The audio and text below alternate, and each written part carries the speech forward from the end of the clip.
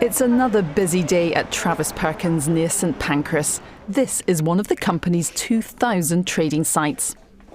Travis Perkins is the UK's largest distributor of building materials, and in 2018 alone, they dealt with over 4 million invoices. From materials to build skyscrapers to a simple pot of paint to decorate, Travis Perkins works with over 6,000 suppliers of all different sizes. And the glue keeping it all together is a strong relationship throughout the supply chain. If we didn't have a strong supplier network, we wouldn't have a business with products to sell to our customers. On average, it takes 60 to 70 days for them to pay an invoice. But now they are also using C2FO, an early payment digital platform. It allows the supplier to set the rate to be paid early, helping cash flow. In return, the buyer gets an agreed discount. We have excess cash around the business. As a large business, we typically have debt, and the returns we can get from the discounts on offer from the suppliers are usually higher than the returns we can get simply by depositing that cash in the market. SMEs are the engine room of growth for the UK.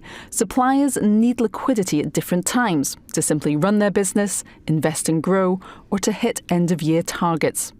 A survey by C2FO found many SMEs are struggling. One of the worrying stats from this year's report was that more than half of those that responded to the survey were struggling to raise working capital, and when they could, it was at very high rates, so mainly in excess of 8% annualised.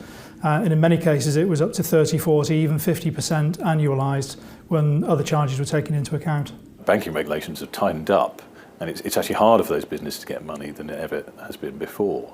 So what C2FO does is, in a very practical way, allows big businesses to funnel that liquidity to their suppliers when they need it at the sort of levels they need. Building strong long-term relationships is key to everyone's success. Travis Perkins wants to help expand its suppliers base.